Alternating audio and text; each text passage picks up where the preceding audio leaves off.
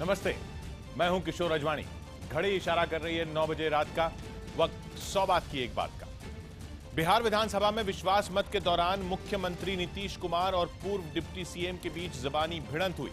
गुजरात में कांग्रेस के 6 विधायकों के बीजेपी में शामिल हो जाने से सोनिया गांधी से सलाहकार अहमद पटेल के राज्यसभा की राह मुश्किल हो गई है। इनकम टैक्स विभाग लोगों की कमाई का पता लगाने के लिए उनके सोशल मीडिया अकाउंट की निगरानी करने की योजना बना रहा है और पनामा गेट मामले में दोषी पाए जाने के बाद नवाज शरीफ को पाकिस्तान के पीएम का पद छोड़ना पड़ा और अब उनके भाई शहबाज शरीफ उनकी जगह ले सकते हैं। पाकिस्तान में सुप्रीम कोर्ट के बाहर अचानक लड्डू बंटने लगे और कुछ लोग नाचने लगे। ये लोग पाकिस्तान में विपक्षी दल के कार्यकर्ता थे जो पनामा गेट मामले में नवाज शरीफ के खिलाफ कोर्ट के फैसले पर जश्न मना रहे थे। इस फैसले के बाद नवाज शरीफ को प्रधानमंत्री का पद छोड़ना पड़ा और जब इस फैसले की खबर अदालत के बाहर मौजूद विपक्षी दलों के कार्यकर्ताओं तक पहुंची तो जश्न शुरू हो गया। लोग लड्डू बांटने लगे, कुछ लोगों ने नाचना गाना शुरू कर दिया। बाहर नवाज शरीफ की बेटी समेत उनके परिवार के भी कई लोग मौजूद थे जो फैसले के बाद मायूस हो गए। मरियम शरीफ ने दावा किया कि इस फैसले के बावजूद उनके पिता पर भ्रष्टाचार के आरोप तय नहीं हुए हैं। एक पैसे की सरकारी करप्शन इस फैसले के बाद भी एस्टैब्लिश नहीं हुई। सुप्रीम कोर्ट के फैसले के फौरन बाद नवाज शरीफ के समर्थक सड़कों पर उतर आए। कई सड़कों पर उनके पार्टी के कार्यकर्ताओं ने आगजनी करते हुए रास्ता जाम कर दिया। पाकिस्तान की सुप्रीम कोर्ट के फैसले के बाद नवाज जीवन भर चुनाव नहीं लड़ पाएंगे, इसीलिए फैसले के बाद नवाज शरीफ ने प्रधानमंत्री के पद से इस्तीफा दे दिया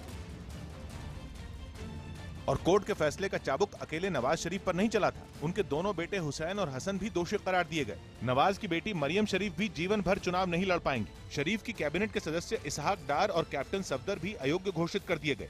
पनामा गेट मामले की जांच के लिए पाकिस्तान की सुप्रीम कोर्ट ने JIT का गठन किया था।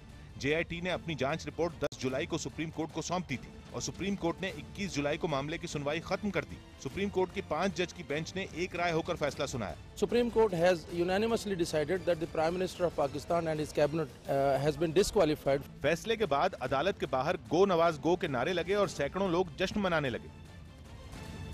नवाज शरीफ पर कानूनी शिकंजा पनामा गेट मामले में कसा है। यह मामला एक NGO की खोजी पत्रकारिता से शुरू हुआ था जिसमें international consortium of investigative journalists यानी ICIJ ने पनामा की एक लॉ फर्म का सर्वर हैक करने का दावा किया। साल 2013 में इस सर्वर से करीब 1 करोड़ 10 लाख दस्तावेज निकालने का दावा किया गया। दावा किया जाता है कि 70 देशों के 370 पत्रकारों ने मिलकर इन दस्तावेजों की 8 महीने तक गहन जांच की। दस्तावेजों में दुनिया के कई बड़े नेताओं के काले धन और विदेशों में बनाई गई उनकी संपत्ति की जानकारी थी। इन्हीं दस्तावेजों में नवाज शरीफ की लंदन की प्रॉपर्टी और कुछ दूसरे देशों में उनके निवेश की जानकारी थी। पनामा से जुड़े कागजों में नवाज शरीफ और उनके परिवार का नाम आते ही पाकिस्तान की राजनीति में भूकंप सा आ गया था। इमरान खान की पार्टी तहरीक-ए-इंसाफ ने नवाज शरीफ के खिलाफ आंदोलन शुरू कर दिया था क्योंकि आरोप थे कि नवाज शरीफ ने टैक्स की चोरी की, गलत तरीके से पैसा कमाकर बच्चों के कारोबार में निवेश किया, कई देशों में अवैध तरीके से संपत्ति खरीदी और नवाज के परिवार का जीवन स्तर उनकी कमाई से कहीं बेहतर था। शरीफ इन आरोपों पर न तो JIT को माकूल जवाब दे पाए, न ही सुप्रीम कोर्ट शरीफ के वकीलों की दलीलों से संतुष्ट हुआ। आज पाकिस्तानी कौम को असली मानों में इंसाफ मिला। इसके बाद पाकिस्तान के सामने एक बड़ा सियासी संकट खड़ा हो गया। 100 बात की एक बात यह कि नवाज शरीफ 3 बार पाकिस्तान के प्रधानमंत्री रहे लेकिन कभी भी अपना कार्यकाल पूरा नहीं कर पाए और इस ताजा मामले ने तो उनके राजनीतिक भविष्य पर ही सवाल खड़े कर दिए हैं। ऐसे वक्त में पाकिस्तान की सरकार पर सेना का दबदबा बढ़ना भी तय माना जा रहा है। गुजरात के अरवली में पुलिस वाले आंसू गैस के गोले दागते नजर आए। यहां भारी बारिश के बाद आई बाढ़ से लोगों की मुसीबत बढ़ गई और वो हिंसा पर उतर आए,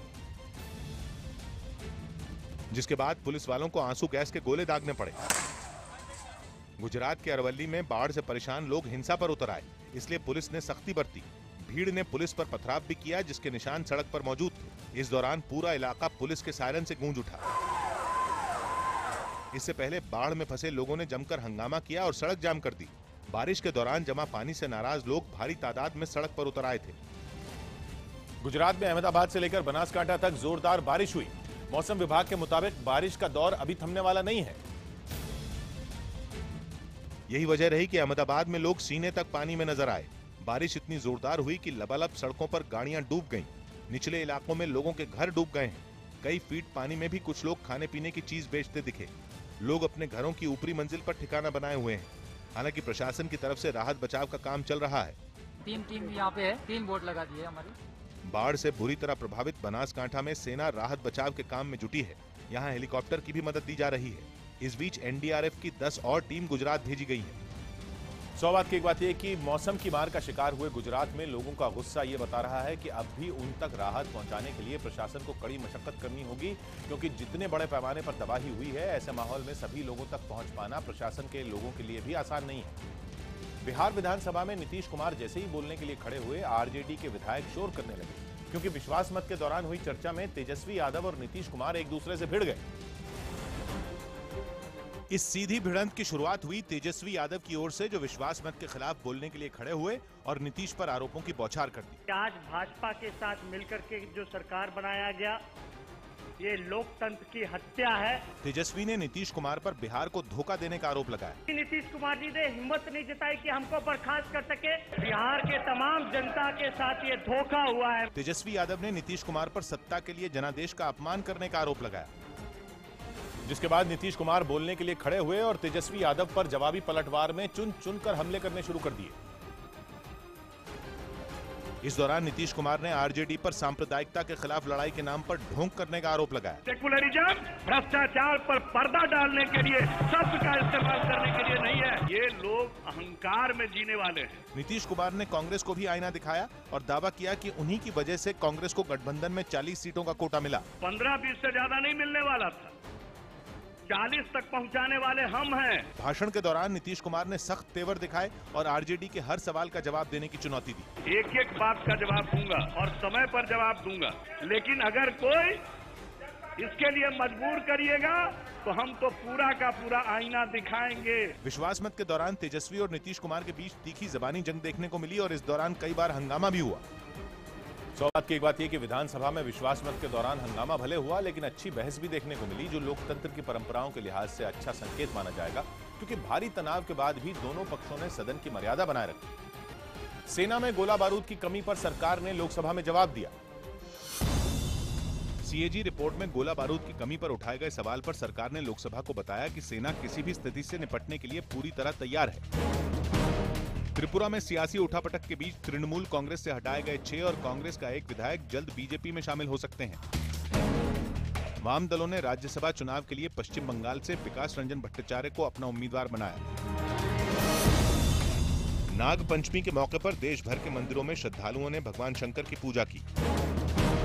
नाग पंचमी पर मध्य प्रदेश के कई शहरों से वन विभाग की टीम ने सपेरों के यहां छापे मारकर 100 से ज्यादा सांपों को बरामद किया। मुंबई में अभिनेता इंदर कुमार का 45 साल की उम्र में दिल का दौरा पड़ने से निधन हो गया। भारतीय महिला क्रिकेट टीम की तेज गेंदबाज झूलन गोस्वामी को बंगाल क्रिकेट एसोसिएशन अगले महीने होने वाले कार्यक्रम में 10 लाख का इनाम देगी। वीरेंद्र सहवाग और पीटी उषा को 12 सदस्यों की अर्जुन पुरस्कार समिति में शामिल किया गया। श्रीलंका क्रिकेट बोर्ड ने आतंकवादी हमले के बाद पाकिस्तान में होने वाली T20 सीरीज खेलने का न्योता ठुकरा दिया। श्रीलंकाई क्रिकेट टीम के हाल में खराब प्रदर्शन के लिए पूर्व क्रिकेटर मुरलीधरन ने युवा खिलाड़ियों को जिम्मेदार ठहराया। भारत के ग्रैंड मास्टर पी हरिकृष्णा ने स्विट्जरलैंड में खेली जा रही BL इंटरनेशनल चेस चैंपियनशिप के तीसरे दौर में रूस के अलेक्जेंडर मोरोजेविच को कड़ी चुनौती देते हुए मुकाबला ड्रॉ करवा दिया। नवाजुद्दीन सिद्दीकी और प्राची देसाई की ग्लोबल वार्मिंग पर बनी फिल्म कार्बन का ट्रेलर रिलीज कर दिया गया। दिल्ली की नदियों से झाग निकल रहा था। That was the final nail in the coffin. Anil Kapoor और अर्जुन कपूर की फिल्म मुबारका बड़े पर्दे पर उतर गई। किसी और को पटा ले, नजरें तू हटा ले। कटरीना कैफ ने सोशल मीडिया पर एक तस्वीर शेयर की, जिसमें उन्होंने थ्रोबैक यानी पुरानी यादें लिखा। राज्यसभा में कांग्रेस नेता आनंद शर्मा हाथ में फाइल लेकर अपनी बात कहते नजर आए, क्योंकि राज्यसभा चुनाव से पहले गुजरात में 6 विधायकों के इस्तीफे से कांग्रेस और अहमद पटेल के लिए चिंता बढ़ गई और इसीलिए राज्यसभा में आनंद शर्मा ने आरोप लगाया कि गुजरात में बीजेपी कांग्रेस विधायकों को अगवा करने की कोशिश कर रही है। आनंद शर्मा जी पुलिस की गाड़ियों में ले जाकर आनंद शर्मा ने केंद्रीय पर्यवेक्षक भेजकर गुजरात में निष्पक्ष चुनाव कराने की मांग की, लेकिन बीजेपी ने विधायकों के इस्तीफे को कांग्रेस का अंदरूनी मामला बताया। घर अपना समझ नहीं रहा है, मोहल्ले में शोर मचा रहे हैं, चुनाव आयोग को जाकर के क्या अपनी शिकायत कर सकते हैं। गुजरात में कांग्रेस के कुल 6 विधायकों ने पार्टी से इस्तीफा दे दिया और सूत्रों के मुताबिक करीब 10 और विधायक इस्तीफा दे सकते हैं और इसीलिए कांग्रेस में हड़कंप मचा है। राज्यसभा में गुजरात का मुद्दा उठाते हुए कांग्रेस ने जबरदस्त विरोध किया और राज्यसभा की कार्यवाही कई बार रोकनी पड़ी। कांग्रेस ने अहमद पटेल को गुजरात से राज्यसभा का उम्मीदवार बनाया है, लेकिन अब कांग्रेस की चिंता यह है कि विधायकों के इस्तीफे से पार्टी जीत के लिए जरूरी वोट जुटा पाएगी या नहीं, क्योंकि बीजेपी ने कांग्रेस छोड़कर आए बलवंत सिंह राजपूत को राज्यसभा चुनाव में उम्मीदवार बनाया है। सूत्रों के मुताबिक वाघेला गुट के बलवंत सिंह राजपूत को कई कांग्रेसी विधायकों का समर्थन मिल सकता है और अहमद पटेल की जीत खतरे में पड़ सकती है। 6 विधायकों के इस्तीफे के बाद कांग्रेस के पास अब 51 विधायक हैं, जबकि अहमद पटेल को जीत के लिए 47 वोट की जरूरत है। लेकिन सूत्रों के मुताबिक वाघेला गुट के विधायक बलवंत सिंह राजपूत को समर्थन दे सकते हैं, इसीलिए कांग्रेस को चुनाव में हार का डर सता रहा है। दूसरी ओर बीजेपी ने गुजरात से पार्टी अध्यक्ष अमित शाह और स्मृति ईरानी को उम्मीदवार बनाया है, लेकिन कांग्रेस से आए बलवंत सिंह राजपूत को तीसरे उम्मीदवार के तौर पर उतारकर बीजेपी ने कांग्रेस के लिए मुश्किल खड़ी कर दी। अमित शाह, स्मृति ईरानी और बलवंत सिंह राजपूत के नामांकन पर बीजेपी खेमे में खुशी की लहर दिखी।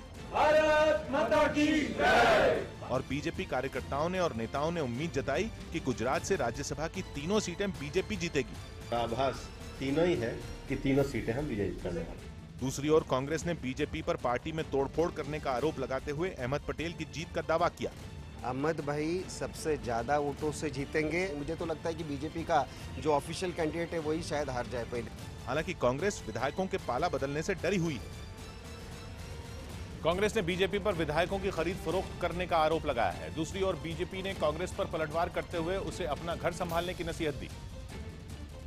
विधायकों को करोड़ों रुपए की रिश्वत और चुनाव की टिकट तथा तरह तरह के प्रलोभन दिए जा रहे हैं। कांग्रेस एक डूबता हुआ जहाज है। कांग्रेस अपने बिखरते हुए घर को नहीं संभाल पा रही है और आरोप भाजपा को लगा रही है। कांग्रेस पार्टी भ्रष्टाचार की जननी और भ्रष्टाचार का पर्याय बन गई। सौ बात की एक बात यह कि कांग्रेस के बड़े रणनीतिकार अहमद पटेल की सीट अगर फंसती है तो ये कांग्रेस के लिए किसी बड़े झटके से कम नहीं होगा। ऐसे में बीजेपी की पूरी कोशिश है कि विधानसभा चुनाव से पहले हो रहे राज्यसभा चुनाव में क्लीन स्वीप कर कांग्रेस का मनोबल तोड़ सके। ब्रेकिंग न्यूज दे रहे हैं जनक दवे। गुजरात में विधायकों के इस्तीफे से डरी कांग्रेस अपने विधायकों को बेंगलुरु ले जाएगी। विधायकों को यहां राज्यसभा चुनाव तक रखा जाएगा। कुछ विधायकों को गुजरात में आणंद के एक रिजॉर्ट में रखा गया है। इन विधायकों के साथ कांग्रेस के प्रदेश अध्यक्ष भरत सिंह सोलंकी मौजूद हैं।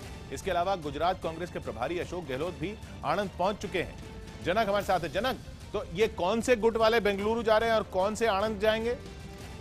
देखिए, अहमद पटेल ग्रुप के ही हैं जो आणंद में हैं और राजकोट में हैं। 2 जगह पे अलग अलग हैं। 40 से ज्यादा विधायक हैं। कांग्रेस को ये डर है कि अगर ये यहीं पे रहते हैं तो बीजेपी उन पर प्रभाव डाल सकती है या शंकर सिंह वाघेला का जो ग्रुप है वो उन पर दबाव बना सकता है। ऐसे में वो 47 का जो मैजिक फिगर है वो कहीं उनका बिगड़ ना जाए, इसके चलते 40 विधायक जो अभी अहमद पटेल के साथ हैं या कांग्रेस के जो विधायक हैं वो सारे विधायकों को अभी बैंगलोर ले जा रहे हैं। कर्नाटक में उनकी सरकार है। ऐसे में एक सुरक्षा भी रहेगी और इसी के चलते इंडिगो फ्लाइट अभी 11:45 की है अहमदाबाद से। वहीं से यहाँ 25 से ज्यादा जो विधायक है जो आणंद में हैं वो अहमदाबाद से जाएंगे, जबकि बाकी के जो विधायक 8 से 9 विधायक हैं वो राजकोट से सीधे बेंगलोर जाएंगे। किशोर, शुक्रिया जनक। महाराष्ट्र विधानसभा के बाहर बीजेपी और एमआईएम विधायक आपस में उलझ गए। दोनों पार्टी के विधायकों की भिड़ंत वंदे मातरम गाने के मुद्दे पर हुई और महाराष्ट्र विधानसभा के बाहर बीजेपी विधायक राज पुरोहित और एआईएमआईएम विधायक वारिस पठान तीखी बहस करने लगे। वंदे मातरम पर दोनों विधायकों की बहस की शुरुआत कुछ इस तरह हुई। वंदे मातरम कहना होगा। जय हिंद, जय हिंदुस्तान जिंदाबाद, भारत माता की जय। मीडिया को सामने देखकर दोनों विधायकों का ड्रामा लगातार बढ़ रहा था। जोश से भरे बीजेपी विधायक ने वारिस पठान को पाकिस्तान चले जाने की नसीहत दी। आपको अगर वंदे मातरम नहीं कहना है तो पाकिस्तान में जाओ। हर एक सच्चा मुसलमान वंदे मातरम गाता है। जितना सच्चा मुसलमान वंदे मातरम गाता है। बहस इतनी बढ़ी कि एमआईएम विधायक वारिस पठान विधानसभा के बाहर ही धरने पर बैठ गए। महाराष्ट्र विधानसभा के बाहर ही नहीं बल्कि विधानसभा के अंदर भी वंदे मातरम के मुद्दे पर हंगामा हुआ। सदन में बीजेपी विधायक कैप्टन सेल्वम और कांग्रेस विधायक असलम शेख भी इसी मुद्दे पर भिड़ गए,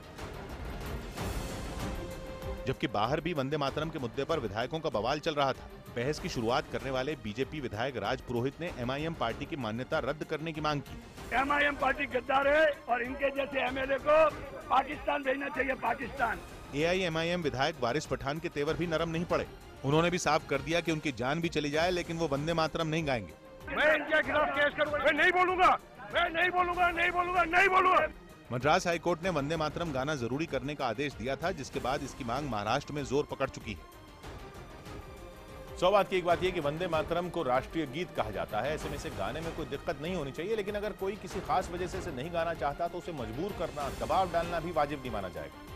बीजेपी ने प्रवर्तन निदेशालय से सीएम नवीन पटनायक की शिकायत की।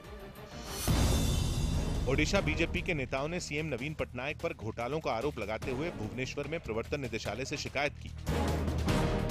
यूपी में जल्द पुलिसकर्मी हफ्ते में एक दिन खादी वर्दी पहने नजर आ सकते हैं। एनआईए की टीम ने यूपी विधानसभा पहुंचकर विस्फोटक मिलने के आरोपों की जांच की। गुरुग्राम में गाड़ी से टक्कर लगने के बाद नाराज दबंगों पर पत्रकार को पीटने के बाद गोली मारकर घायल करने का आरोप लगा। मुंबई एयरपोर्ट पर ताइवान के 2 नागरिकों को 6 किलो सोने के साथ गिरफ्तार किया गया। यूपी की कैबिनेट मंत्री रीता बहुगुणा जोशी के घर जलाने के मामले में आरोपी राजकिशोर और नदीम को कोर्ट ने 14 दिन के लिए जेल भेज दिया। सहारनपुर हिंसा के दौरान सोशल मीडिया पर भड़काऊ वीडियो अपलोड करने के आरोप में एक आदमी को गिरफ्तार किया गया। यूपी की मेरठ पुलिस ने 9 महीने की बच्ची को अगवा करने की आरोपी महिला को गिरफ्तार कर बच्चे को सकुशल बरामद कर लिया। हैदराबाद में एक शख्स ने पूर्व मंत्री मुकेश गौड़ के बेटे विक्रम को गोली मारकर घायल कर दिया। आजाद हिंद फौज के जवानों पर चले मुकदमे पर बनी तिग्मांशु धुलिया की फिल्म राग देश रिलीज हो गई। ईमानदारी से आजादी के लिए लड़ने वाली अगर कोई फौज है तो उसका नाम है आजाद हिंद फौज।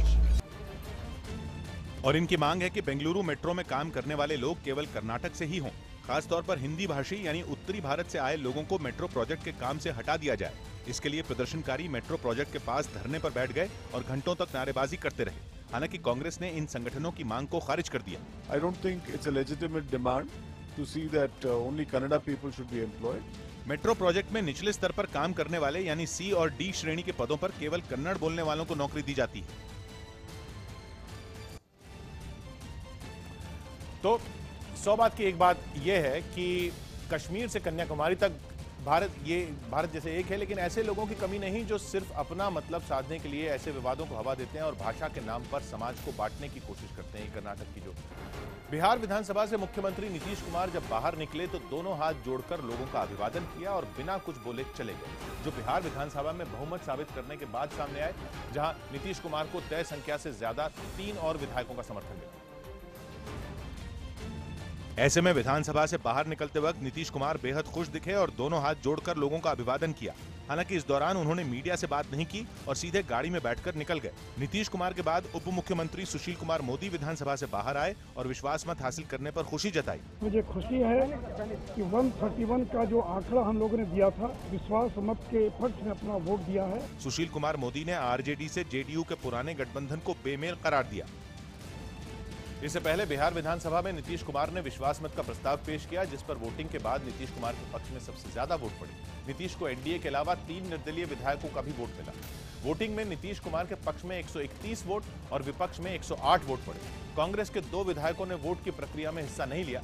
नीतीश कुमार को जेडीयू के 70, बीजेपी के 58 और 3 निर्दलीयों का साथ मिला। इसमें विधानसभा अध्यक्ष का वोट शामिल नहीं रहा। ऐसे में एनडीए के सदस्य 128 हुए, जबकि 131 वोट मिले, यानी नीतीश कुमार को तय संख्या से 3 वोट ज्यादा मिले। बिहार विधानसभा में बहुमत के लिए 122 वोट की जरूरत थी। विश्वास मत के दौरान आरजेडी विधायकों ने गुप्त मतदान की मांग की थी, जिसे विधानसभा अध्यक्ष ने खारिज कर दिया, जिसके बाद नाराज आरजेडी के विधायकों ने सदन से वॉकआउट कर दिया।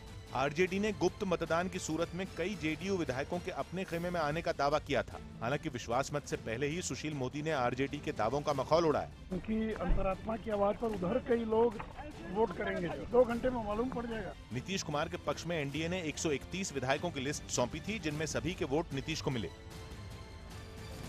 100 बात की एक बात यह कि बिहार के बदले सियासी हालात में नीतीश कुमार को बहुमत मिलना पहले से तय माना जा रहा था, क्योंकि बीजेपी के समर्थन के बाद नंबर का गणित उनके पक्ष में साफ साफ दिख रहा था। ऊपर से 3 और विधायकों के समर्थन ने नीतीश की राह ज्यादा आसान कर दी। ट्रैफिक जैम की समस्या देश के हर छोटे बड़े शहर की समस्या बन चुकी है। सड़कों का गाड़ियां इतनी बढ़ गई हैं कि ट्रैफिक से बचने के लिए अब दूसरे रास्ते तलाशे जा रहे हैं। और इसी कड़ी में सड़क और परिवहन मंत्रालय ने जैम से छुटकारा दिलाने के लिए हाईटेक सफर के 6 नए तरीके पेश किए हैं। इनमें पहला हाईटेक तरीका है पॉड टैक्सी। पॉड यानी एक तरह का डिब्बा, छोटी कार जैसा। इसके लिए अलग से रास्ता बनाया जाएगा। पहले से तय रास्ते पर यह खुद चलती है। इस पर 6 से 7 लोग सफर करते हैं। हाईटेक सफर का दूसरा तरीका है मेट्रिनो। ये रस्सी से लटके पॉड यानी डिब्बे होंगे, जमीन से 10 मीटर ऊपर चलेंगे। इसके लिए भी ड्राइवर की जरूरत नहीं पड़ेगी। इसके डिब्बों में भी 5 लोग सफर कर सकेंगे। सड़क परिवहन मंत्रालय हाइपर लूप को चलाने की पेशकश की भी जांच परख रहा है। यह भविष्य की तकनीक है। अभी हाइपर लूप नहीं चलता, लेकिन जब चलेगा तो बुलेट ट्रेन से भी तेज चलेगा। इसमें सुरंग जैसी बड़ी पाइप के अंदर हवा निकालकर उसमें डिब्बे दौड़ाए जाएंगे। एक और हाईटेक सफर है स्टैडलर बस का। इसे ट्रैम का नया अवतार कहा जा सकता है। जैसे ट्रैम सड़क पर बनी पटरियों पर दौड़ती है। शहरों में सफर के लिए हाइब्रिड बस शुरू करने पर भी विचार किया जा रहा है। ये एसी बसें होंगी। हाइब्रिड बस डीजल और इलेक्ट्रिक दोनों की ताकत से चलेगी। और सड़क परिवहन मंत्रालय सफर के जिन 6 तरीकों को चलाने की सोच रहा है उनमें फ्रेट रेल रोड भी है। ये सामान ले जाने के लिए होगा। इनसे लोग सफर नहीं करेंगे। इनसे देश के कोने कोने तक माल ले जाया जाएगा। सरकार का मानना है कि अगर ये सभी 6 तरीके देश में सही तरीके से लागू हो जाए तो जैम से बहुत हद तक छुटकारा मिल जाएगा। मध्य प्रदेश के इंदौर में कुछ पुलिस वाले कांग्रेस कार्यकर्ताओं को खदेड़ते नजर आए। फिल्म इंदू सरकार पर जारी बवाल के बीच कांग्रेस का विरोध सिनेमा हॉल तक पहुंच गया,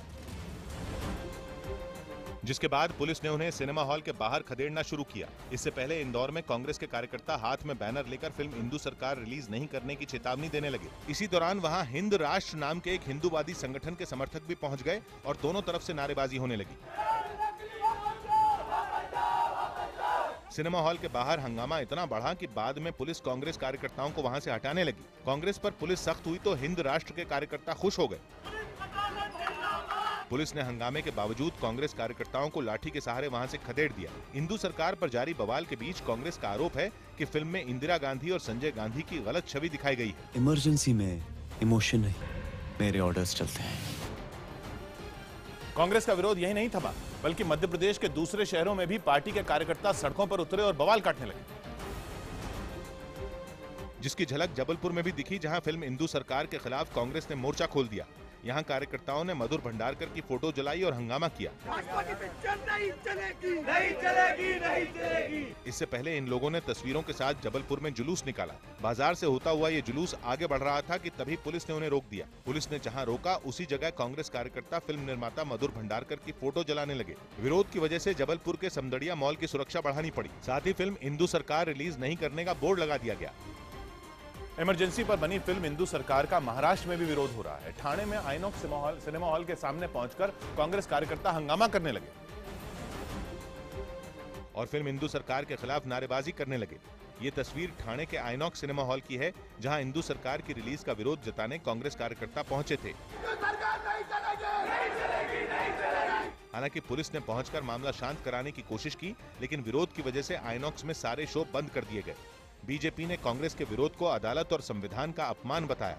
सुप्रीम कोर्ट ने इंदू सरकार के इस फिल्म को दिखाने में मान्यता दी है, तो माननीय सर्वोच्च न्यायालय का भी अपमान कांग्रेस के कार्यकर्ता कर रहे हैं। वहीं एनसीपी ने लोगों से फिल्म इंदू सरकार नहीं देखने की अपील की। तो लोगों ने ऐसी फिल्म देखनी भी नहीं चाहिए। विरोध के बीच इंदू सरकार की रिलीज से पहले मुंबई में एक प्रीमियर शो रखा गया, जिसमें पहुंचे कलाकारों ने फिल्म की जमकर तारीफ की। तुम लोग जिंदगी भर माँ बेटे की गुलामी करते रहोगे।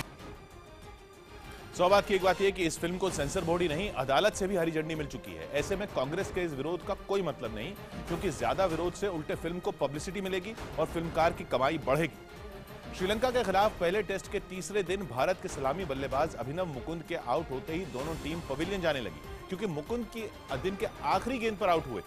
लेकिन भारत इस मैच में जीत के बेहद करीब पहुंच गया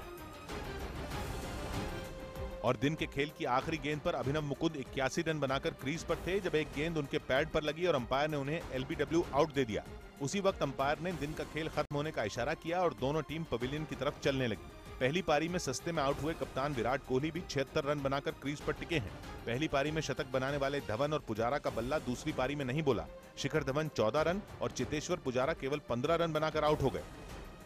लेकिन खेल खत्म होने तक भारत का स्कोर 3 विकेट के नुकसान पर 189 रन पर पहुंच गया, जबकि इससे पहले श्रीलंका की पूरी टीम केवल 291 रन पर ढेर हो गई। क्योंकि तीसरे दिन का खेल शुरू होते ही टीम इंडिया के गेंदबाजों ने श्रीलंका पर शिकंजा कसना शुरू कर दिया। मैथ्यूज और परेरा के अलावा कोई भी बल्लेबाज टीम इंडिया के गेंदबाजों के सामने टिक नहीं पाया। मैथ्यूज 83 रन बनाकर रविंद्र जडेजा का शिकार बने, परेरा 92 रन बनाकर आखिर तक नॉट आउट रहे। रविंद्र जडेजा ने 3 विकेट लिए, मोहम्मद शमी ने 2 बल्लेबाजों को शिकार बनाया, तो उमेश, अश्विन और पंड्या को एक एक विकेट मिला। हालांकि टीम इंडिया ने 309 रन की बढ़त मिलने के बावजूद फॉलो ऑन नहीं दिया और फिर से बल्लेबाजी करने का फैसला लिया। 3 दिन का खेल खत्म हो चुका है और मैच भारत की मुट्ठी में दिखने लगा है। अगर मौसम ने धोखा न दिया तो टीम इंडिया बड़ी जीत दर्ज करने के करीब दिख रही है। और मौसम का जिक्र इसलिए किया जा रहा है क्योंकि खेल के तीसरे दिन भी बारिश की वजह से कुछ देर मैच को रोकना पड़ा। अब तक मैच में भारत 498 रन की भारी भरकम बढ़त बना चुका है। कोहली अभी क्रीज पर डटे हैं। माना जा रहा है कि भारत ताबड़तोड़ 100 रन और बनाकर श्रीलंका को बल्लेबाजी का न्योता दे सकता है और भारत की धारदार गेंदबाजी के सामने चौथी पारी में 600 रन बनाना किसी भी टीम के लिए नामुमकिन सी दिखने वाली चुनौती जैसा होगा। 100 बात की एक बात यह कि सीरीज के पहले ही मैच में टीम इंडिया ने श्रीलंका को पूरी तरह बैकफुट पर धकेल दिया है और इस मैच में बड़े अंतर से जीत की ओर बढ़ रहा है। ऐसे में इस मैच में मिली जीत बाकी बचे मैचों में श्रीलंका की टीम पर दबाव और ज्यादा बढ़ा देगी। बिहार विधानसभा में विश्वास मत पर चर्चा से पहले आरजेडी के विधायकों ने पोस्टर लेकर विधानसभा के गेट पर नारेबाजी शुरू कर दी। इसी दौरान सदन की कार्यवाही में शामिल होने आए बिहार के deputy CM Sushil Modi RJD के विधायकों की भीड़ में फंस गए। इससे पहले आरजेडी के विधायकों ने विधानसभा के गेट पर पोस्टर लेकर प्रदर्शन करना शुरू किया। इनके साथ कुछ कांग्रेस के विधायक भी मौजूद रहे। प्रदर्शन कर रहे विधायकों ने पोस्टरों पर नीतीश कुमार को अवसरवादी करार देने वाले नारे लिख रखे थे। हंगामे के बीच सुशील मोदी की गाड़ी आकर रुकी, लेकिन अंदर जाने में उन्हें काफी मशक्कत करनी पड़ी। विपक्षी विधायकों की भीड़ के बीच से निकलते हुए किसी तरह सुशील मोदी विधानसभा के अंदर पहुंचे, लेकिन आरजेडी के विधायक लगातार प्रदर्शन करते रहे। इसकी तस्वीर उस वक्त भी दिखी जब विधानसभा की कार्यवाही समाप्त हुई और विधायक बाहर निकले।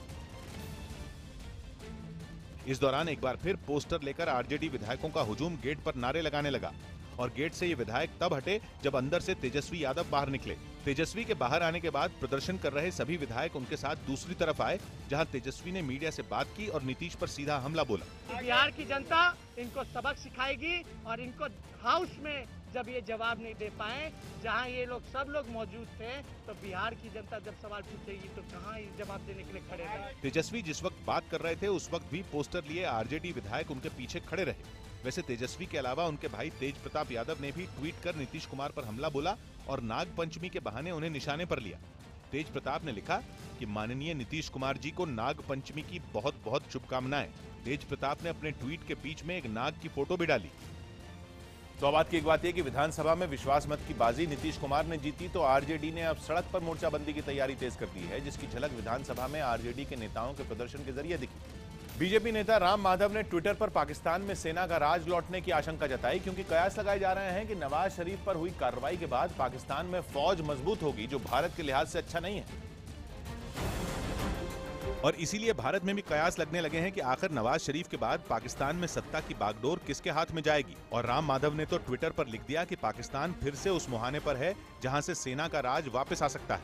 वैसे भी पाकिस्तान में मौजूद आतंकी संगठन नवाज शरीफ की सरकार से काफी वक्त से नाराज चल रहे थे, इसीलिए आए दिन हिजबुल मुजाहिदीन और लश्कर के आतंकी नवाज शरीफ पर गुस्सा निकालते हुए भी दिखाई देते रहे। और माना जा रहा है कि नवाज शरीफ पर हुई कार्रवाई के बाद आतंकियों का खेमा काफी खुश है और इसीलिए पाकिस्तान में हो रही सियासी उठापटक पर भारत भी पैनी नजर बनाए हुए है, क्योंकि नवाज शरीफ के जाने से सरकार पर सेना की पकड़ मजबूत होगी। कश्मीर को लेकर पाकिस्तान की नीति ज्यादा आक्रामक हो सकती है। सीमा से भारत में आतंकी घुसपैठ की कोशिश तेज हो सकती है। लोकतांत्रिक रास्ते से समाधान निकलने की उम्मीद इसलिए कम है क्योंकि नवाज की पार्टी फिलहाल चुनाव के पक्ष में नहीं है। सियासी अस्थिरता का फायदा उठाकर सेना तख्ता पलट भी कर सकती है। इसीलिए जानकार मान रहे हैं कि सेना की दखल सरकार में बढ़नी तय है। इस वक्त आर्मी डोमेस्टिक सिचुएशन को हल करने में ज्यादा लगेगी। सलमान खुर्शीद को तो लगता है कि शरीफ पर इतनी बड़ी कार्रवाई भी फौज के इशारे पर ही हुई है। ऐसा अगर हुआ है तो क्या वो संभव होता बिना फौज की मर्जी के? सांसद राजीव चंद्रशेखर को भी फौज का दखल बढ़ने की संभावना दिख रही है। पाकिस्तानी आर्मी और पाकिस्तानी आईएसआई का कितना एक्सपेंडेड इन्फ्लुएंस होता है पाकिस्तानी स्टेट पर, that is the more dangerous issue. हालांकि नवाज शरीफ के भाई शहबाज शरीफ को नवाज शरीफ की पार्टी ने पीएम पद के लिए चुन लिया है और दावा किया जा रहा है कि जल्द ही नई सरकार का गठन कर लिया जाएगा। सौ बात की एक बात यह कि पाकिस्तान की आजादी के बाद ज्यादातर वक्त सत्ता में सेना का दबदबा ही ज्यादा रहा है। ऐसे में इस मौके पर एक बार फिर सेना के लिए सत्ता पर कब्जा करने का आसान मौका है। इसलिए भारत ही नहीं, पाकिस्तान के हर पड़ोसी मुल्क की नजर यहां की सियासत पर बनी हुई। पेड न्यूज केस में मध्य प्रदेश के मंत्री नरोत्तम मिश्रा को राहत मिली। सुप्रीम कोर्ट ने मध्य प्रदेश के मंत्री नरोत्तम मिश्रा को अयोग्य घोषित करने वाले चुनाव आयोग के फैसले पर रोक लगा दी। नरोत्तम मिश्रा केस में सुप्रीम कोर्ट ने हाई कोर्ट से 15 दिन के अंदर मामला निपटाने को कहा। सुप्रीम कोर्ट ने बीजेपी नेता सुब्रमण्यम स्वामी की याचिका पर बीसीसीआई से पूछा कि वो आईपीएल के प्रसारण अधिकार ई नीलामी के जरिए क्यों नहीं देता। मनी लॉन्ड्रिंग केस में प्रवर्तन निदेशालय ने वाईएसआर कांग्रेस के अध्यक्ष जगन मोहन रेड्डी की 148 करोड़ की संपत्ति जब्त कर ली। दिल्ली के पूर्व मंत्री कपिल मिश्रा का आरोप है कि सीएम केजरीवाल ने एक केंद्रीय मंत्री से मुलाकात कर पीएम मोदी के खिलाफ कोई भी टिप्पणी न करने का भरोसा दिया। कपिल मिश्रा ने यह भी आरोप लगाया कि जेटली मानहानि केस में केजरीवाल लिखित माफी मांगने को भी तैयार हैं। कपिल मिश्रा के खिलाफ दाखिल मानहानि केस में दिल्ली के मंत्री सत्येंद्र जैन ने कोर्ट में पेश होकर अपना बयान दर्ज कराया। छत्तीसगढ़ के जगदलपुर में राहुल गांधी ने जमीन अधिग्रहण के बाद विस्थापित हुए लोगों से मुलाकात की। वीडियो जारी कर बीएमसी के निशाने पर आई आरजे मलिष्का ने साफ किया कि उनका मकसद किसी राजनीतिक दल पर निशाना साधना नहीं, बल्कि जनता की समस्याओं को सामने रखना था। गुजरात के सूरत में 5वीं मंजिल से गिरकर 14 साल की एक लड़की की मौत हो गई। छत्तीसगढ़ के दंतेवाड़ा में नक्सलियों के पोस्टर लगाने की खबर मिलने के बाद मौके पर पहुंची पुलिस ने तलाशी अभियान चलाया। छत्तीसगढ़ के दंतेवाड़ा में पोस्टर हटाने के दौरान हुए एक धमाके में एक सिपाही जख्मी हो गया, जबकि एसपी बाल बाल बच गए। बिहार के गया में पुलिस की मौजूदगी में 20,000 लीटर से ज्यादा शराब को नष्ट कर दिया गया। मध्य प्रदेश के सतना में भाई और बहन की कुएं में डूबने से मौत हो गई। दिल्ली पुलिस ने अपराधी मोनू दरियापुर की हत्या करने के मामले में एक गिरोह के मुखिया राजेश को गिरफ्तार कर लिया। हरियाणा के सिरसा में कुछ लोगों पर खालिस्तान और भिंडरावाले के समर्थन में पोस्टर लगाने का आरोप लगा। मथुरा में सैकड़ों की तादाद में लोग एक पैसेंजर ट्रेन के आगे खड़े होकर नारेबाजी करने लगे। प्रदर्शन कर रहे ये लोग यूपी के अस्थायी शिक्षक थे, जिनकी नौकरी सुप्रीम कोर्ट के फैसले से खतरे में पड़ गई है। हालांकि इनका विरोध देखते हुए राज्य सरकार ने जल्द ही रास्ता निकालने का भरोसा दिया। लेकिन मथुरा के छावनी रेलवे स्टेशन पर सैकड़ों की तादाद में जुटे शिक्षा मित्र एक पैसेंजर ट्रेन के आगे खड़े हो गए और ट्रेन को आगे बढ़ने से रोक दिया। प्रदर्शन कर रहे लोगों ने सुप्रीम कोर्ट के फैसले और सरकार के खिलाफ जमकर नारेबाजी की। आज 5 दिन हो चुके हैं, योगी जी 2 शब्द नहीं बोले। हालांकि थोड़ी देर बाद ही अधिकारी मौके पर पहुंचे और प्रदर्शन कर रहे लोगों को समझाकर रेलवे ट्रैक से हटाया गया। आगरा में भी शिक्षा मित्रों ने जमकर प्रदर्शन किया। सुप्रीम कोर्ट ने शिक्षा मित्रों को स्थायी नहीं करने का फैसला दिया है, जिसके बाद यूपी में बवाल मचा हुआ। यूपी में इन अस्थायी शिक्षकों की नौकरी का मुद्दा योगी सरकार के लिए बड़ी चुनौती बन गया है, क्योंकि इसका असर राज्य के 1,72,000 शिक्षकों पर पड़ा है। इसके अलावा सड़क पर प्रदर्शन की वजह से राज्य में कानून व्यवस्था के लिए भी संकट खड़ा हो गया और इसीलिए यूपी सरकार ने जल्दी ही कोई रास्ता निकालने का भरोसा देकर शिक्षा मित्रों से शांत रहने की अपील की है। विधान परिषद में सीएम योगी ने बताया कि बेसिक शिक्षा के एडिशनल चीफ सेक्रेटरी इस मामले को देख रहे हैं। शिक्षा मित्र उनसे अपनी शिकायत बता सकते हैं और सरकार इस मुद्दे का संजीदगी से हल निकालेगी। दूसरी ओर शिक्षा मित्रों के मुद्दे पर विपक्ष ने योगी सरकार पर हमला किया। विपक्ष का आरोप है कि इस मामले में सरकार ने सुप्रीम कोर्ट में ठीक से पैरवी नहीं की। दूसरी ओर सड़क पर हो रहे विरोध प्रदर्शन से योगी सरकार में चिंता है, इसलिए सरकार ने साफ किया कि सरकार किसी शिक्षा मित्र की नौकरी नहीं जाने देगी। शिक्षा मित्रों के प्रति सरकार बहुत ही संवेदनशील है। फिलहाल किसी भी शिक्षा मित्र को अभी नौकरी से बाहर निकाला नहीं जा रहा है। इसके अलावा सरकार सुप्रीम कोर्ट के फैसले को समझकर कोई कानूनी रास्ता निकालने में भी जुटी है। सौ बात की एक बात यह कि यूपी में अस्थायी शिक्षकों का मुद्दा पिछले कई वर्षों से सरकार के लिए बड़ी चुनौती रहा है, लेकिन सुप्रीम कोर्ट के फैसले के बाद अब यह मुद्दा योगी सरकार के गले की हड्डी बन गया है, जिसे सुलझा पाना सरकार के लिए आसान नहीं होने वाला। अमेरिकी संसद ने राष्ट्रपति डोनाल्ड ट्रंप को तगड़ा झटका दिया है। डोनाल्ड ट्रंप लंबे समय से पूर्व राष्ट्रपति बराक ओबामा की स्वास्थ्य नीति ओबामा केयर को खत्म करने की मांग कर रहे थे, लेकिन अमेरिकी संसद ने ओबामा केयर को खत्म करने से जुड़े विधेयक को खारिज कर दिया। संसद ने कहा कि ओबामा केयर एक सस्ती स्वास्थ्य सेवा योजना है। अमेरिकी संसद में वोटिंग के दौरान ओबामा केयर के पक्ष में 55 और विरोध में 45 वोट पड़े। एक रिपोर्ट के मुताबिक करीब 2 करोड़ अमेरिकी इस योजना का लाभ उठा रहे हैं। राष्ट्रपति डोनाल्ड ट्रंप लंबे समय से इस योजना की आलोचना कर रहे थे और इसलिए संसद से इसे बंद करने से जुड़ा विधेयक लाया गया। राजस्थान के जालौर में तेज बहाव के बीच एक गाड़ी फंसी नजर आई। राजस्थान के कई इलाकों में भारी बारिश और बाढ़ से काफी तबाही हुई है। ऐसे में लोगों की मदद के लिए राहत और बचाव का काम भी जोरों पर है। बाढ़ प्रभावित ऐसे ही एक इलाके में एक गाड़ी तेज बहाव में फंस गई, जिसके बाद गाड़ी में सवार लोगों को बचाने के लिए रेस्क्यू अभियान चलाया गया और रस्सी की मदद से सबको बाहर निकाला गया। वहीं दूसरी तरफ सुरक्षा बल के जवान बाढ़ में फंसे लोगों को बचाने में जुटे हैं, साथ ही लोगों तक राहत सामग्री भी पहुंचा रहे हैं। उधर प्रतापगढ़ जिले में नदी नालों के उफान पर होने की वजह से सड़क नदी में तब्दील हो चुकी है, जिससे लोगों को परेशानी का सामना करना पड़ रहा है। आने जाने की भारी समस्या है, रास्ता बंद है। उधर सांचौर जिले में सबसे बड़ी गौशाला भी बाढ़ की चपेट में आ गई है। बताया जा रहा है कि बाढ़ में कई गाय बह गई, जबकि कई गाय बीमार हो गईं, जिनका गौशाला में ही इलाज किया जा रहा है। हालात का जायजा लेने के लिए प्रभारी मंत्री कमसा मेघवाल ने गौशाला का निरीक्षण किया। तो बात की एक बात यह कि राजस्थान के कई इलाकों में बाढ़ की वजह से हालात खराब हैं। ऐसे में प्रशासन को तेजी से राहत कार्य चलाना होगा ताकि जान माल के नुकसान को कम किया जा सके। ट्विटर पर पाकिस्तान की एक महिला विदेश मंत्री सुषमा स्वराज की तारीफ करने लगी। इस महिला ने यहां तक कह दिया कि अगर सुषमा स्वराज पाकिस्तान की प्रधानमंत्री होती तो उसके मुल्क की सूरत बदल जाती। और ये सब लिखते हुए पाकिस्तान की महिला हिजाब आसिफ ने ट्विटर पर सुषमा स्वराज की तारीफ के पुल बांध दिए। ट्विटर पर पाकिस्तानी महिला ने लिखा कि अगर आप मेरे मुल्क की प्रधानमंत्री होती तो इस देश की शक्ल बदल जाती। सुषमा स्वराज ने ट्विटर पर पाकिस्तान में मौजूद अपनी दीवानी हिजाब आसिफ की अपील पर एक मरीज को फौरन भारत का वीजा दिला दिया था। सुषमा की इसी मदद की वजह से पाकिस्तानी महिला ने उनकी तारीफ की। लिवर के जिस मरीज की सुषमा स्वराज ने मदद की, पाकिस्तान में उसकी हालत नाजुक है, इसलिए उसका परिवार बेहतर इलाज और देखरेख के लिए उसे हिंदुस्तान लाना चाहता है, जिसमें मददगार बनी हिजाब आसिफ। विदेश मंत्री सुषमा स्वराज को ट्विटर पर उसने लिखा कि डियर मैम, इस्लामाबाद में भारत के उप उच्चायुक्त से मिलकर मरीज की हालत की जानकारी दी। उन्होंने आप पर फैसला छोड़ा है, कृपया मदद करें। इसके बाद सुषमा ने ट्विटर पर लिखा कि गौतम बम्बा वाले जी, इन्हें भारत का वीजा दे दीजिए। सुषमा के हामी भरते ही पाकिस्तान की महिला ने फिर लिखा, आपको क्या कहूं, सुपर वुमन, भगवान, आपकी उदारता बयां करने के लिए मेरे पास शब्द नहीं है। सौ बात की एक बात यह कि सुषमा स्वराज एक नहीं कई बार ट्विटर के जरिए पाकिस्तान के लोगों की मदद कर चुकी हैं। ज्यादा वक्त नहीं हुआ जब सुषमा ने एक मरीज की मदद को लेकर सरताज अजीज को खूब खरी खोटी भी सुनाई थी। ऐसे में सुषमा के प्रशंसकों की संख्या पाकिस्तान में भी काफी बढ़ चुकी है। यूपी में 16 अगस्त को किसानों को कर्ज माफी के कागजात सौंपे जाएंगे। यूपी के सीएम योगी आदित्यनाथ 16 अगस्त को किसानों को कर्ज माफी के कागजात सौंपेंगे। अहमदाबाद के रिहायशी इलाके में देखते ही देखते एक इमारत जमींदोज हो गई।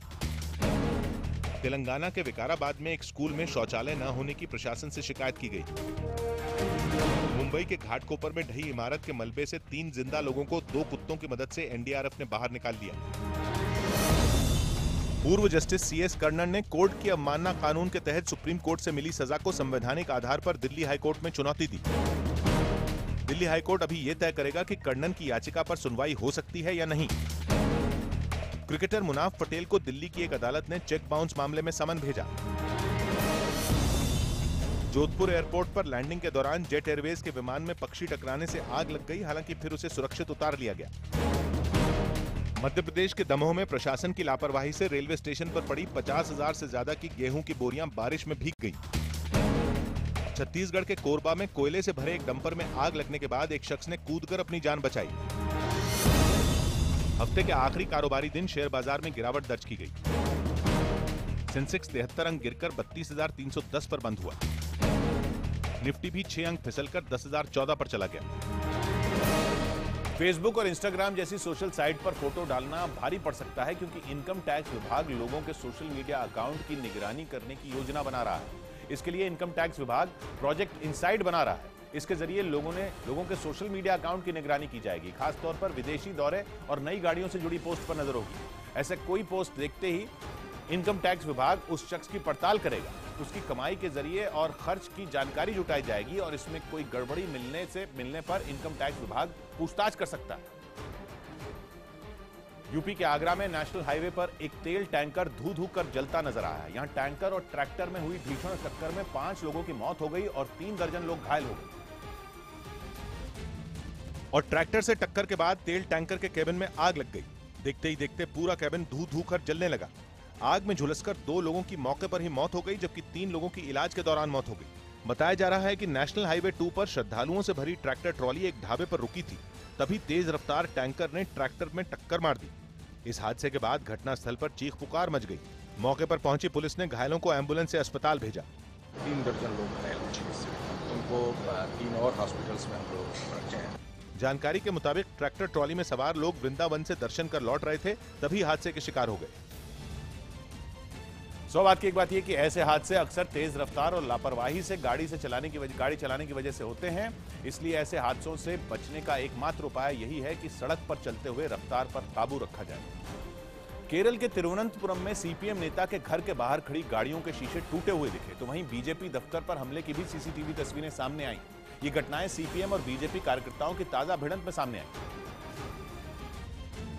इस कड़ी में पहले हमला बीजेपी के दफ्तर पर हुआ, जिसकी सीसीटीवी तस्वीरें भी सामने आईं, जिनमें साफ दिख रहा है कि मोटरसाइकिल से आए कुछ लोग सीधे बीजेपी के कार्यालय में घुसे और तोड़फोड़ करनी शुरू कर दी। यहां मौजूद सुरक्षा कर्मियों ने इन्हें रोकने की कोशिश भी की, लेकिन तोड़फोड़ करने वाले नहीं माने। हमला करने वालों में एक आदमी ने मुंह पर कपड़ा भी बांध रखा था, जिसने कई गाड़ियों के शीशे तोड़ दिए। वहीं इस हमले के कुछ देर बाद ही तिरुवनंतपुरम में सीपीएम के नेता कोडियेरी बालकृष्णन के घर पर भी तोड़फोड़ हुई। हमलावरों ने यहां खड़ी गाड़ियों के शीशे तोड़े, साथ ही घर की खिड़कियों पर लगे कांच पर भी अपना गुस्सा उतारा। फिलहाल इस मामले में 2 पुलिस कर्मियों को सस्पेंड कर दिया गया है, जबकि 6 आरएसएस कार्यकर्ता गिरफ्तार किए गए हैं। सौ बात की एक बात यह कि केरल में बीते कुछ महीनों से सीपीएम और आरएसएस बीजेपी के कार्यकर्ताओं के बीच भिड़ंत बढ़ गई है, जिसमें दोनों पक्ष एक दूसरे पर आरोप लगा रहे हैं, जिसकी वजह से सूबे की सियासत भी गरमाई हुई है। पटना हाईकोर्ट में नई सरकार के खिलाफ याचिका पर सोमवार को सुनवाई होगी। पटना हाईकोर्ट बिहार में सरकार के गठन को चुनौती देने वाली याचिका पर सोमवार को सुनवाई करेगा। राजीव गांधी की हत्या की दोषी नलिनी श्रीहरन ने मद्रास हाईकोर्ट से बेटी की शादी के लिए 6 महीने की छुट्टी का आवेदन दिया। जम्मू कश्मीर की बेटियों के राज्य से बाहर के नागरिक से शादी करने के बाद माता पिता से मिली संपत्ति बच्चों को नहीं दे पाने वाले कानून को लेकर सुप्रीम कोर्ट ने केंद्र से जवाब मांगा। शीना बोरा हत्याकांड में सीबीआई की विशेष अदालत में इंद्राणी मुखर्जी के ड्राइवर श्यामवर राय ने कबूल किया कि इंद्राणी ने ही शीना का कत्ल किया था, जिसमें उसने भी मदद की। इंद्राणी मुखर्जी के ड्राइवर ने अदालत को यह भी बताया कि इंद्राणी ने शीना की हत्या के बाद अपने बेटे मिखाइल को भी मारने की साजिश रची थी। महाराष्ट्र सरकार भायखला जेल में हुई महिला कैदी की मौत के मामले में इंद्राणी मुखर्जी की भूमिका की जांच कराएगी। महाराष्ट्र विधानसभा में बीजेपी ने आरोप लगाया कि जेल में इंद्राणी मुखर्जी और दूसरे कैदियों को मसाज समेत कई वीआईपी सुविधाएं मिलती थी। भायखला जेल में हुए विवाद पर एनसीपी ने मांग की कि आरोप लगाने वाली महिला कैदियों को राज्य सरकार वकील मुहैया कराए। यूपी के पीलीभीत में बच्ची से छेड़छाड़ के आरोपों पर काफी दबाव के बाद पुलिस ने केस दर्ज किया। यूपी के मुजफ्फरनगर में एक प्रॉपर्टी डीलर की हत्या के मामले में पुलिस ने 3 आरोपियों को गिरफ्तार किया। राजस्थान के जयपुर में कार चालक की लापरवाही से एक तेज रफ्तार ट्रक ने स्कूटी सवार को कुचल दिया। छत्तीसगढ़ के बेमेतरा में किसानों के नाम पर बैंक से 1 करोड़ से ज्यादा का घपला करने के आरोप में पुलिस ने 4 लोगों को गिरफ्तार किया। बीसीसीआई प्रशासकों की समिति भारतीय खिलाड़ियों के हितों के टकराव पर नए नियम लाएगी। बीसीसीआई के नए नियमों के बाद कोहली समेत अलग अलग संस्थाओं से जुड़े कई खिलाड़ियों को अपने पद छोड़ने पड़ सकते हैं। महाराष्ट्र सरकार भारतीय महिला क्रिकेट टीम की खिलाड़ी पूनम राउत समेत 3 खिलाड़ियों को 50-50 लाख का इनाम देगी। तेलंगाना सरकार ने भारतीय महिला क्रिकेट टीम की कप्तान मिताली राज को 1 करोड़ नकद और 600 गज जमीन देने का ऐलान किया। जम्मू कश्मीर की मुख्यमंत्री महबूबा मुफ्ती दिल्ली में पत्रकारों के सवाल का जवाब देते नजर आई और महबूबा मुफ्ती ने जम्मू कश्मीर के स्पेशल स्टेटस का जिक्र करते हुए उसमें बदलाव होने पर कड़ी चेतावनी दे दी, क्योंकि प्रेस कॉन्फ्रेंस में जम्मू कश्मीर की सीएम राज्य के हालात पर चर्चा कर रही थी। इसी दौरान उन्होंने संविधान के अनुच्छेद 35A का जिक्र करते हुए चेतावनी दी कि अगर इसमें फिर बदल किया गया तो घाटी में तिरंगे को कंधा देने वाला कोई नहीं होगा। ये बताने में मुझे कोई गुरेज नहीं है कि उस झंडे को कंधा देने वाला कोई नहीं होगा। एक एनजीओ ने सुप्रीम कोर्ट में याचिका देकर संविधान के अनुच्छेद 370 और 35A को चुनौती दी है। 35A के तहत जम्मू कश्मीर सरकार स्थायी नागरिक तय करती है और उन्हें राज्य में विशेष अधिकार देती है और दूसरे राज्यों के लोग राज्य के स्थायी नागरिक नहीं होते। महबूबा मुफ्ती के तिरंगे पर दी गई चेतावनी के बाद सियासत गर्म हो गई। प्रधानमंत्री हैं, मैं उनसे पूछना चाहूंगा कि इसका जवाब तो आप दीजिए ना। हालांकि जम्मू कश्मीर की सीएम ने राज्य में बेहतर माहौल बनाने के लिए हो रही कोशिश की तारीफ की। सौबात की एक बात यह कि धारा 370 और 35A के जरिए कश्मीर को विशेष अधिकार मिले हैं जो सूबे की सियासत की सबसे कमजोर नस भी है। यही वजह है कि इस मुद्दे पर महबूबा मुफ्ती ने बिना किसी की परवाह किए तुरंत अपना विरोध दर्ज कराया। बिहार विधानसभा में नीतीश कुमार के बहुमत हासिल करने के बाद लालू यादव ने नीतीश पर बड़ा हमला बोला और दावा किया कि बीजेपी नीतीश को भी निकाल सकती है। लालू यादव ने न्यूज 18 इंडिया से खास बातचीत में नीतीश पर जनमत के अपमान का आरोप भी लगाया। हम अपेक्षा करते हैं कि बीजेपी वाले लोगों से कि इनको फिर निकाल मत देना। हम लोग अपना नया समा बांधेंगे संघर्ष का। भाजपा हटाओ, देश बचाओ, रैली, संघर्ष, जो घात हुआ है और समूचा मर्डर ऑफ डेमोक्रेसी, हत्या किया, देश भर के धर्मनिरपेक्ष ताकतों को इस आदमी ने ठेंगा दिखाया और जाकर नरेंद्र मोदी के चरणों पर जाकर फूल चढ़ाया। रूस पर प्रतिबंध लगाने की खबरों के बीच अमेरिका और रूस में तनातनी बढ़ने लगी है। अमेरिका ने रूस, ईरान और उत्तर कोरिया पर प्रतिबंध लगाने का प्रस्ताव रखा है, जिस पर राष्ट्रपति डोनाल्ड ट्रंप के दस्तखत होने। इससे नाराज रूसी राष्ट्रपति व्लादिमीर पुतिन ने अमेरिका को खुली धमकी दी है। पुतिन ने कहा है कि अगर डोनाल्ड ट्रंप रूस के खिलाफ बिल पर दस्तखत करते हैं तो वो इसका जवाब देंगे। साथ ही रूस ने अमेरिका से राजदूत और कर्मचारियों की संख्या कम करने को कहा। फिलहाल रूस में अमेरिका के 455 राजदूत और कर्मचारी। रूस ने अमेरिका से मॉस्को समर हाउस भी खाली करने का आदेश दिया है। पश्चिम बंगाल के पश्चिमी मिदनापुर में बाइक सवार 2 लोग पानी के तेज बहाव में बह गए। राज्य में भारी बारिश से नदी नाले उफान पर, जिससे कई इलाकों में बाढ़ जैसे हालात हैं। और ऐसे ही बाढ़ प्रभावित एक इलाके में बाइक सवार 2 लोग जान जोखिम में डालकर रास्ता पार करने की कोशिश करने लगे। कुछ दूर पहुंचने के बाद बाइक सवार का संतुलन तेज बहाव की वजह से बिगड़ गया और दोनों बाइक सवार बह गए। हालांकि हादसे के बावजूद लोग नहीं रुके और दूसरी ओर से भी लोग तेज बहाव के बीच से होकर रास्ता पार करने की कोशिश करते दिखाई दिए। राज्य के दूसरे इलाकों में भी कमोबेश ऐसे ही हालात हैं। चंद्रकोना में तेज बहाव की वजह से सड़क का एक बड़ा हिस्सा पानी में बह गया। हालांकि मौके पर मौजूद लोगों ने लाठियों की मदद से कटान रोकने की कोशिश की, लेकिन उनकी ये कोशिश नाकाफी साबित हुई। 100 बात की एक बात यह कि बारिश और बाढ़ पर किसी का जोर नहीं है, लेकिन बाढ़ प्रभावित इलाकों में लोगों को भी सावधानी बरतनी चाहिए और जान जोखिम में डालने से बाज आना चाहिए, वरना हादसों को रोकना मुश्किल। बिहार में नीतीश कुमार के बहुमत साबित करने के बाद कांग्रेस नेता मणिशंकर अय्यर मुस्कुराते हुए दिखे। महागठबंधन टूटने के बाद कांग्रेस के नेता नीतीश कुमार की नीयत पर सवाल उठा रहे हैं। साथ ही मुस्कुराते हुए कांग्रेस नेता नीतीश कुमार पर तंज भी कस रहे हैं। कांग्रेस का दावा है कि जिस हड़बड़ी में नई सरकार बनी उसकी स्क्रिप्ट पहले ही लिखी जा चुकी थी। बीजेपी से हाथ जोड़ लिया, अब उन्हीं के खिलाफ तो वो चुनाव लड़े। वो इधर उधर आते जाते रहते हैं। कांग्रेस की तरह जन अधिकार मोर्चा के सांसद पप्पू यादव ने भी नीतीश की नीयत पर सवाल उठाए। नीतीश कुमार जी के विश्वसनीयता पर सबसे बड़ा सवाल खड़ा हो गया। कांग्रेस ने नीतीश की नीयत पर सवाल उठाए तो जेडीयू ने राहुल गांधी को घेरा। राहुल जी बिहार को लेकर खुद ही गंभीर नहीं। इससे पहले राहुल गांधी ने नीतीश कुमार को धोखेबाज बताया था, जिसके बाद जेडीयू के खिलाफ कांग्रेस ने लड़ाई तेज कर दी है। 100 बात की एक बात यह कि बिहार में झगड़ा जेडीयू और आरजेडी के बीच हुआ, लेकिन इसकी कीमत कांग्रेस ने चुकाई, जिसके नेताओं को अरसे बाद सरकार में रहने का मौका मिला था। यही वजह है कि सरकार से बाहर होने के बाद कांग्रेस नेताओं की झल्लाहट छिपाई नहीं छिप रही। उपराष्ट्रपति के उम्मीदवार गोपाल कृष्ण गांधी ने वेंकैया नायडू को बहस की चुनौती दी। विपक्ष की ओर से उपराष्ट्रपति पद के उम्मीदवार गोपाल कृष्ण गांधी ने एनडीए उम्मीदवार वेंकैया नायडू के साथ टीवी पर चर्चा की मांग की। सेना प्रमुख जनरल बिपिन रावत ने अपने जम्मू कश्मीर दौरे में सुरक्षा की समीक्षा बैठक की और हर हालात से निपटने के लिए तैयार रहने का दावा किया।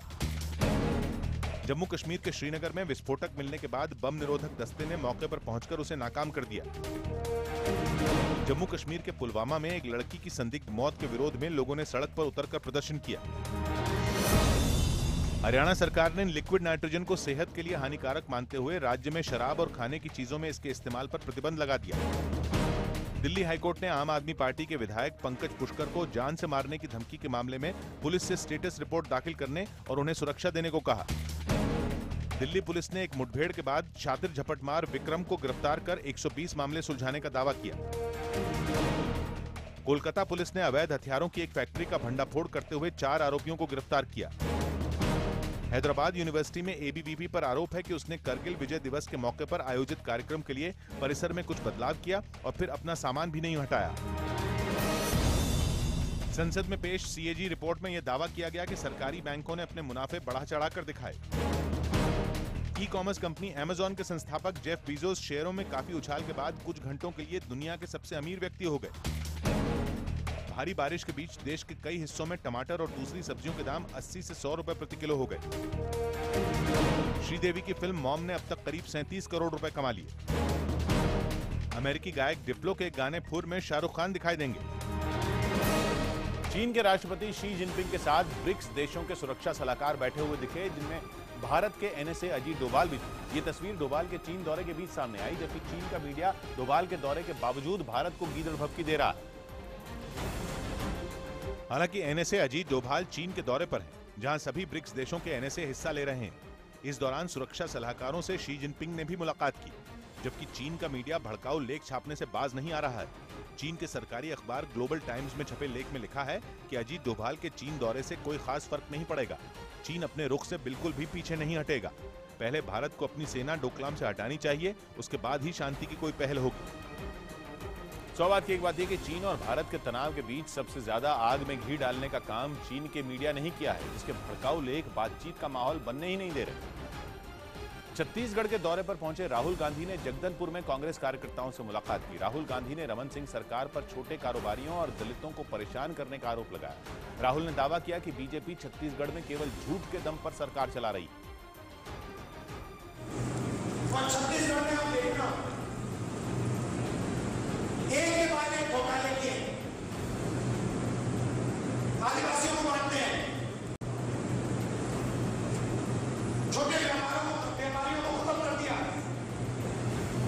दलितों को मारते हैं, किसी को नहीं छोड़ा। क्यों? सत्ता दी। मुंबई में सामना अखबार के दफ्तर के बाहर शिवसेना नेता संजय राउत मीडिया से बातचीत करते दिखे, क्योंकि शिवसेना के मुखपत्र सामना अखबार में उद्धव ठाकरे ने नीतीश और मोदी की दोस्ती पर तंज कसते हुए लेख लिखा, जिसके बाद शिवसेना का रुख साफ करने संजय राउत सामने आए। इससे पहले सामना अखबार के लेख में उद्धव ठाकरे ने नीतीश पर तंज कसा और लिखा कि नीतीश कुमार बिहार के मुख्यमंत्री बने तो पाकिस्तान में पटाखों की आतिशबाजी होगी, ऐसा भारतीय जनता पार्टी के अध्यक्ष श्री अमित शाह चुनाव से पहले कई बार कह चुके हैं। उसी नीतीश कुमार को समर्थन देकर भारतीय जनता पार्टी ने पाकिस्तान को खुश कर दिया है। पाकिस्तान में पटाखे फूट रहे हैं क्या? इस लेख को आधार बनाकर शिवसेना नेताओं ने नीतीश कुमार और बीजेपी पर निशाना साधा। उनका ही निर्णय था, वो इंडिया छोड़कर चले गए थे, अब उनका ही निर्णय है, लोग उनको याद देने की कोशिश करेंगे। लेकिन शिवसेना ने इशारों इशारों में बीजेपी को नैतिकता की नसीहत भी दे डाली। हालांकि शिवसेना की ओर से खुले तौर पर किए गए हमले के बाद भी बीजेपी ने पहले तो इस पर टिप्पणी से परहेज किया और बाद में जब बीजेपी नेता प्रतिक्रिया देने आए भी तो इस लेख को तवज्जो देने से ही इनकार कर दिया। इसके लिए बीजेपी नेता राम कदम ने कुछ अलग तरह की दलील पेश की। सामना में भाजपा के विरोध में लिखे तो सामना अखबार अधिक बिकता होगा। वैसे बीजेपी शिवसेना को ये बताने से नहीं चूकी कि उसने बिहार में सिर्फ लालू का विरोध किया था, नीतीश का नहीं।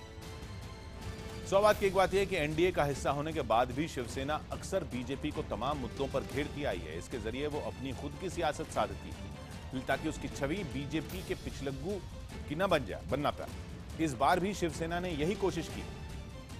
इस वक्त बड़ी खबर दे रहे हैं जयपुर से भवानी सिंह। राजस्थान के जालौर में भारी बारिश और बाढ़ की वजह से 500 से ज्यादा गायों की मौत की खबर है। बताया जा रहा है कि 3 दिन के अंदर गायों की मौत हुई है। सभी गाय जालौर के गोधाम गौशाला की थी। बाढ़ की चपेट में आने से अब भी करीब 200 गायों की हालत खराब है। इन गायों को बचाने की कोशिश की जा रही है, लेकिन बाढ़ की वजह से इसमें काफी मुश्किल आ रही है। भवानी, तो अभी ये वहां तक पहुंच भी नहीं पा रहा है क्या प्रशासन? देखिए, अभी रेस्क्यू टीमें वहाँ पर नहीं है। जो लोकल लोग हैं और पथमेड़ा गौशाला के जो संचालक हैं वो सब मिलकर वहाँ पर कर पा रहे हैं, क्योंकि जो रेस्क्यू टीम है वो बाकी जगह जहाँ लोग फंसे हैं वहाँ निकालने में लगे हुए। 534 गायों की अभी तक ऑफिशियली है कि डेथ हो चुकी है और काफी गायें फंसी हुई है। 3 दिन से निकालने का काम जारी है। अलग अलग जगह पे लोकेशन में गायें फंस गई है और वहाँ जो पांचला एक डैम है, छोटा डैम है, वो डैम फूट गया था। उसकी वजह से पानी बड़ी तादाद में फ्लो के अंदर आया था। कुछ नर्मदा नहर का पानी था, उस वजह से पूरी की पूरी गौशाला वो पानी से घिर गई। तो वहाँ से रेस्क्यू में काफी दिक्कत आ रही है। मुख्यमंत्री वसुंधरा राजे सुबह जाएगी और वहाँ पर गौशाला भी जाएगी और जालौर की विजिट कर रही है। अभी कुछ रेस्क्यू टीम वहाँ पहुँचने की कोशिश कर रही है। जी, तो ये कब स्थिति कब से खराब होनी शुरू हुई है? कितना टाइम हो गया? 3 दिन हो गया, आज तीसरा दिन है। पहले जो डैम टूटा था, डैम से धीरे धीरे वो गौशाला में पानी जाता गया और उसके बाद में, क्योंकि ये हिंदुस्तान की सबसे बड़ी गौशाला जहाँ सबसे ज्यादा गायें हैं और इस वजह से तकरीबन 1200 गायें एक ही जगह पर एक ही लोकेशन पे हैं, तो वो धीरे धीरे पानी गौशाला के आसपास जाता गया और कीचड़ में गायें धंसती गई और पानी के अंदर कई गायें जो फ्लो में पानी आया उसके अंदर बह भी गई बड़ी तादाद में। तो अभी ये भी गिनती की जा रही है कि कितनी गायें और है जो मिसिंग है। जी शुक्रिया भवानी। हरियाणा के रोहतक में समर्थकों के हुजूम के बीच एक शख्स हाथ गाड़ी पर सवार नजर आया। गायों की सही देखभाल समेत 9 मांगों को लेकर संत गोपाल दास पिछले 55 दिन से अनशन कर रहे हैं और अब उन्होंने दिल्ली कूच का फैसला किया। क्योंकि लंबे अनशन के बाद भी हरियाणा सरकार ने उनकी मांगों पर ध्यान नहीं दिया, अब वो अपनी मांग को लेकर दिल्ली आ रहे हैं ताकि केंद्र सरकार तक अपनी बात पहुंचा सके। इस दौरान उनके समर्थक पैदल चल रहे हैं, जबकि संत गोपाल दास एक हाथ गाड़ी पर सवार हैं, जिसे उनके समर्थक खींच रहे हैं। इस काफिले में शामिल कांग्रेस नेता अशोक तंवर ने भी हरियाणा सरकार पर निशाना साधा। पिछले 3 साल में चाहे वो केंद्र की सरकार हो चाहे प्रदेश की सरकार हो, गौओं के लिए किया क्या है? संत गोपाल दास ने सरकार को मांगे मानने के लिए 5 दिन का अल्टीमेटम दिया है। संवैधानिक मान्यताओं का कोई स्थान नहीं है, तो मैं नहीं समझता कि लोकतंत्र कहीं सुरक्षित है। हरियाणा सरकार की दलील है कि सरकार खुद गायों के लिए ही कई कदम उठा रही है। साथ ही संत गोपाल दास से इस मुद्दे का राजनीतिकरण नहीं करने की भी अपील की। निवेदन है कि वो राजनीतिक में न फंसे तो अच्छा है। जानकारी के मुताबिक संत गोपाल दास अब अपनी मांगों को लेकर दिल्ली के जंतर मंतर पर प्रदर्शन करेंगे। सौ बात की एक बात यह कि गायों के मुद्दे पर संत गोपाल दास का आंदोलन करीब 2 साल से चल रहा है, लेकिन अभी तक इनकी मांगों को लेकर सरकार की ओर से कोई आश्वासन नहीं दिया गया है। ऐसे में अब गोपाल दास ने जंतर मंतर पर प्रदर्शन की तैयारी की है ताकि सरकार तक अपनी बात पहुंचा सके। अच्छा है वो बीमार जो अच्छा नहीं होता, जब तजुर्बे होते हैं तो धोखा नहीं होता। 100 बात की एक बात कही असरार ने, हम लोग जो करते हैं वो होता ही नहीं है, होना जो नजर आता है होना नहीं होता। तो मिलते हैं सोमवार को, घड़ी जब इशारा करेगी 9 बजे रात का, वक्त फिर होगा 100 बात की एक बात।